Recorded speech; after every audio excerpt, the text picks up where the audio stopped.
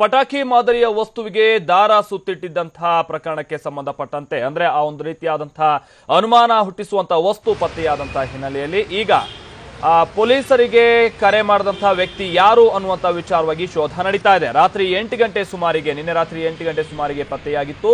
ನಿರ್ಮಾಣ ಹಂತದ ಮೆಟ್ರೋ ನಿಲ್ದಾಣದಲ್ಲಿ ಈ ರೀತಿಯಾದಂತಹ ಒಂದು ಅನುಮಾನ ಹುಟ್ಟಿಸುವ ರೀತಿಯಾದಂತಹ ವಸ್ತು ಪತ್ತೆಯಾಗಿತ್ತು.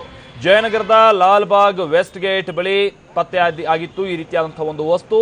ಜೊತೆಗೆ 100ಗೆ ಕರೆ ಮಾಡಿ 100ಗೆ ಕರೆ ಮಾಡಿ ಪೊಲೀಸರಿಗೆ ಅಪರಿಚಿತ ವ್ಯಕ್ತಿಯವರ ಮಾಹಿತಿಯನ್ನ ನೀಡಿದ್ದ.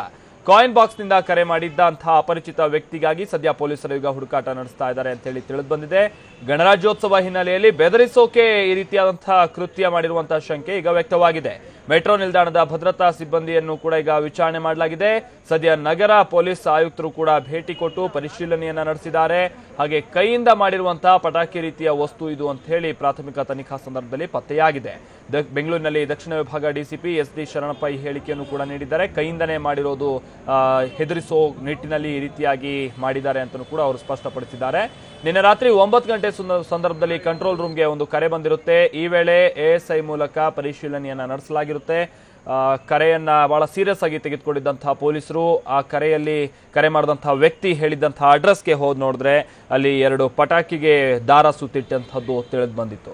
ಅದು ಬಾಂಬ್ ಮಾದರಿಯಲ್ಲಿ ಅದನ್ನ ಮಾಡಲಾಗಿತ್ತು, ಹೆದರಿಸೋಕೆ ಅನ್ನುವಂಥದ್ದು ಈಗ ಪೊಲೀಸರಿಗೆ ಪ್ರಾಥಮಿಕವಾಗಿ ತಿಳಿದು ಬಂದಿರುವಂತಹ ಮಾಹಿತಿ. ಹೀಗಾಗಿ ಆ 100ಗೆ ಕರೆ ಮಾಡಿದಂತಹ ವ್ಯಕ್ತಿ ಯಾರು, ಆತನನ್ನ ವಿಚಾರಣೆ ನಡೆಸಿದ್ರೆ ಇದಕ್ಕೆ ಸಂಬಂಧಪಟ್ಟಂತೆ ಒಂದಷ್ಟು ಮಾಹಿತಿ ಲಭ್ಯ ಆಗಬಹುದು ಅನ್ನುವಂಥ ನಿಟ್ಟಿನಲ್ಲಿ ಆತನಿಗಾಗಿ ಶೋಧ ನಡೀತಾ ಇದೆ.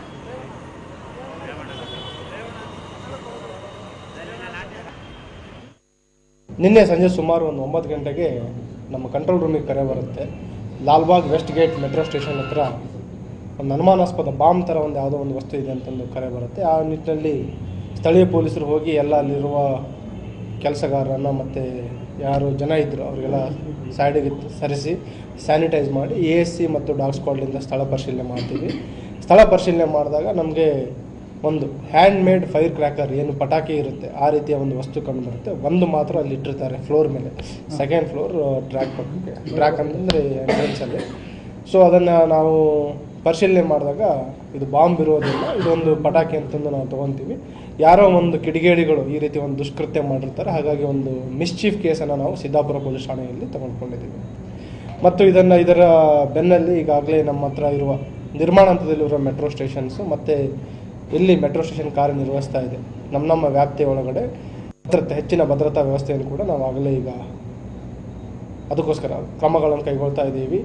ಮತ್ತು ಸಂಬಂಧಪಟ್ಟ ಯಾರು ಸೆಕ್ಯೂರಿಟಿ ಆಫೀಸರ್ಸ್ ಇದ್ದಾರೆ ಮೆಟ್ರೋ ಕಡೆಯಿಂದ ಅವರಿಗೂ ಕೂಡ ನಿರ್ದಿಷ್ಟವಾದ ಸೂಚನೆಗಳನ್ನು ಮತ್ತು ನಿರ್ದೇಶನಗಳನ್ನು ನೀಡಿದ್ದೀವಿ. ಯಾವ್ಯಾವ ರೀತಿ ಕ್ರಮಗಳನ್ನು ಕೈಗೊಳ್ಳಬೇಕು, ಹೆಚ್ಚಿನ ಸಂಖ್ಯೆಯಲ್ಲಿ ಸಿಬ್ಬಂದಿಗಳನ್ನು ನಿಯೋಜನೆ ಮಾಡೋದಾಗಲಿ ಮತ್ತು ಸ್ಯಾನಿಟೈಸ್ ಮಾಡೋದಾಗಲಿ ಮತ್ತು ವರ್ಕರ್ಸ್ಗಳ ಬಗ್ಗೆ ನಿಗಾ ಇಡುವುದಾಗಲಿ ಮತ್ತು CCTV ಕ್ಯಾಮ್ರಾಗಳು ಅದು ಕಾರ್ಯನಿರ್ವಹಿಸ್ತಾ ಇದೆಯಾ ಅಥವಾ ಇಲ್ಲ ಅನ್ನೋದ್ರ ಬಗ್ಗೆನೂ ಪರಿಶೀಲನೆ ಮಾಡೋದ್ರ ನಿಟ್ಟಿನಲ್ಲಿ ಅವರಿಗೆ ಸೂಚನೆಗಳನ್ನು ಕೊಟ್ಟಿದ್ದೀವಿ.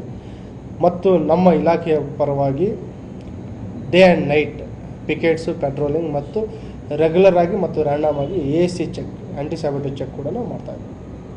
ಸರ್, ಆ ವಸ್ತು ಅಂದರೆ ಮೇಲ್ನೋಟಕ್ಕೆ ಅದು ಯಾವ ಥರ ಕಾಣ್ತಾ ಇತ್ತು ಆಮೇಲೆ ಗೊತ್ತಾಯಿತು, ಬಟ್ ನೋಡಲಿಕ್ಕೇನು ಪಟಾಕಿ ಥರನೇ ಇತ್ತು. ಇವರು ಸುಮಾರು ಸಂಜೆ 4:15 ಸುಮಾರಿಗೆಲ್ಲ ಗಮನಿಸಿದ್ದಾರೆ ಹೋಮ್ ಗಾರ್ಡು, ಪರಿಶೀಲನೆ ಮಾಡಿದ್ದಾರೆ, ಅವರಿಗೂ ಅನಿಸಿದೆ. ಬಟ್ ಆದರೂ ಯಾಕೆ ಒಂದು ಅನುಮಾನ ಯಾಕೆ ಇಟ್ಕೋಬೇಕು, ಅದನ್ನು ಅನುಮಾನವನ್ನು ದೂರ ಮಾಡ್ಕೊಳ್ಳಿಕ್ಕೆ ಕರೆ ಮಾಡಿದ್ರು. ಅದು ಮಾಡಿದ್ದು ಒಳ್ಳೆಯದು, ಅದನ್ನು ನಾವು ಪ್ರಶಂಸಿಸ್ತಾ ಇದ್ದೀವಿ. ಮತ್ತು ಪರಿಶೀಲನೆ ಮಾಡಿದಾಗ ಅದು ಹ್ಯಾಂಡ್ ಮೇಡ್ ಫೈರ್ ಕ್ರ್ಯಾಕರ್ ಅಂತ ಹೋಮ್ ಗಾರ್ಡ್ ಅವರು ರಿಟೈರ್ಡ್ ಸಬ್ ಇನ್ಸ್ಪೆಕ್ಟರ್ ತಿಳಿಸ್ತಾರೆ. ರಿಟೈರ್ಡ್ ಸಬ್ ಇನ್ಸ್ಪೆಕ್ಟರ್ ಒಬ್ಬರು ರಿಟೈರ್ಡ್ ಇನ್ಸ್ಪೆಕ್ಟರ್ ತಿಳಿಸ್ತಾರೆ. ರಿಟೈರ್ಡ್ ಇನ್ಸ್ಪೆಕ್ಟರ್ ಕಂಟ್ರೋಲ್ ರೂಮ್ಗೆ ಕಾಲ್ ಮಾಡಿದ್ದು. CCTV ತಾವು ನೋಡಿದಂಗೆ ಅಬ್ಸರ್ವೇಷನ್ ಅಲ್ಲಿ ವರ್ಕ್ ಆಗ್ತಿದೆಯೇ? ಇಲ್ಲ, ನಿರ್ಮಾಣ ಹಂತದಲ್ಲಿ ಇದೆ, ಇನ್ನೂ ಕನೆಕ್ಟ್ ಮಾಡಿಲ್ಲ. ಬಟ್ ಇಂಥ ಪರಿಸ್ಥಿತಿಯನ್ನು ನಾವು ಈಗ ರಾಜ್ಯ ಹಬ್ಬ ಬರ್ತಾ ಇರೋ ಹಿನ್ನೆಲೆಯಲ್ಲಿ ಇಂಥ ಪರಿಸ್ಥಿತಿಯನ್ನು ನೋಡಿದಾಗ ಥ್ರೆಟ್ ಇದ್ದೇ ಇರುತ್ತೆ ಸಾಮಾನ್ಯವಾಗಿ ಬೆಂಗಳೂರು. ಈ ಹಿನ್ನೆಲೆಯಲ್ಲಿ ಅವರಿಗೆ ಈಗಾದರೂ ಕೂಡಲೇ ಎಚ್ಚರಿಕೆ ಮಾಡೋ ರೀತಿಯಲ್ಲಿ ಏನು ಸೂಕ್ತವಾಗಿ ಲೆಟರ್ ಬರೀತಾರ, ಹಾಗೆ ಊರಲ್ಲಿ ಹೇಳ್ತಾರೆ ಅವರು ಮೆಟ್ರೋದವರು ಲೆಟ್ರ್ ಬರಿತಾ ಇದ್ದೀವಿ. ಸಂಬಂಧಪಟ್ಟವರಿಗೆಲ್ಲ ಸ್ಥಳಕ್ಕೆ ಕರ್ಸ್ಕೊಂಡಿದ್ದೀವಿ.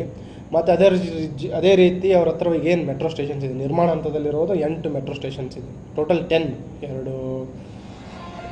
10 ಮೆಟ್ರೋ ಸ್ಟೇಷನ್ಸ್ಗಳಲ್ಲಿ ನಿರ್ಮಾಣ ಹಂತದಲ್ಲಿರೋ ಯಾವ ರೀತಿ ಕ್ರಮ ಕೈಗೊಳ್ಬೇಕು ಅನ್ನೋದ್ರ ಬಗ್ಗೆ ಈಗ ಕೊಟ್ಟಿದ್ದೀವಿ. ಮತ್ತು ಟೈಮ್ ಬೌಂಡ್ ಕಂಪ್ಲೇಂಟ್ಸ್ ಕೂಡ ಅವ್ರಲ್ಲಿಂದ ಕೇಳಿದ್ದೀವಿ. ಇವತ್ತು ಸಂಜೆಲಿಂದನೇ ಅವ್ರದ್ದು ಕಾರ್ಯ ಪ್ರವೃತ್ತರಾಗಬೇಕಂತ ಮತ್ತು ಆಗ್ತಾರೆ ಅಂತ ನಮ್ಮ ಭರವಸೆ ಇದೆ.